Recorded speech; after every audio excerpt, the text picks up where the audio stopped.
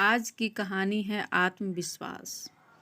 पुराने समय की बात है। एक जंगल था जिसके बीच में गंगा नदी प्रवाहित होती थी। जिसके एक किनारे की ओर रामदेव नाम के ब्राह्मण रहा करते थे, तो वही नदी के दूसरी ओर उनका एक भक्त परिवार भी रहा करता था। उस परिवार में एक बच्ची और उसके माता पिता रहते थे। ब्राह्मण रामदेव को उनके भक्त परिवार रोजाना गाय का दूध भेजा करते थे, क्योंकि ब्राह्मण जी प्रतिदिन दूध पीकर तपस्या करने बैठ जाते थे। ब्राह्मण जी पानी पर चलने की सिद्धि प्राप्त करना चाहते थे। उनका सपना था कि वो एक दिन पानी पर चले। जो भक्त परिवार था, उस बच्ची के पिता जब शहर जाते थे नौकरी के लिए, तो बच्ची दूध लेकर जाया करती थी ब्राह्मण जी के पास। एक दिन बहुत घनघोर बादल छाए हुए थे। बच्ची की माँ ने बच्ची को दूध दिया और उससे कहा, बेटा आज ब्राह्मण जी को दूध देना और उनसे बोलना कि आज घनघोर बादल छाए हुए हैं।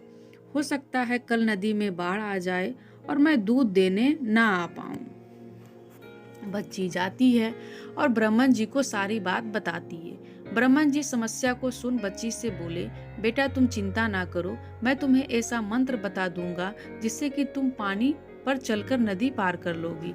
बच्ची ने कहा, ठीक है बाबा जी। बच्ची घर जाती है और माँ को सारी बात बताती है। माँ, अब कोई समस्या नहीं है।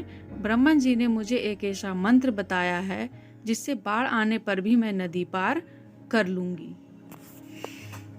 रात को बहुत बारिश होती है और नदी में बाढ़ आ जाती है। अब बच्ची के बोलने एवं ब्राह्मण जी पर भरोसे से बच्ची की माँ उसे दूध ब्राह्मण जी को देने के लिए भेज देती है। बच्ची दूध लेकर जाती है और नदी के पास जाते ही बच्ची ने मंत्र का उच्चारण करके नदी पार कर लिया। ब्राह्मण जी ने देखा तो ब्राह्मण जी भौचक रह गए कि मेरे दिए हुए मंत्र से सच में ऐसा हुआ। ब्राह्मण जी बड़े खुश थे। उनकी वर्षों की तपस्या काम आई। बच्ची वापस जाने लगी। उसने फिर से मंत्र का उच्चारण किया और पानी पर चलने लगी। ब्राह्मण जी देख रहे थे, वो आश्चर्यचकित थे। ब्राह्मण जी ने सोचा, चलो मैं भी नदी पार करता हूँ। परंतु जैसे ही ब्राह्मण जी नदी पार करने के लिए आगे बढ़ते हैं, वह नदी में डूब जाते हैं और उनकी मृत्यु हो जाती है।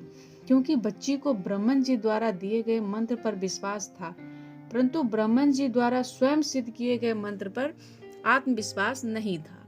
ब्राह्मण जी को खुद पर विश्वास नहीं था, इसलिए वह नदी के प्रवाह में बह गए और मृत्यु को प्राप्त हुए।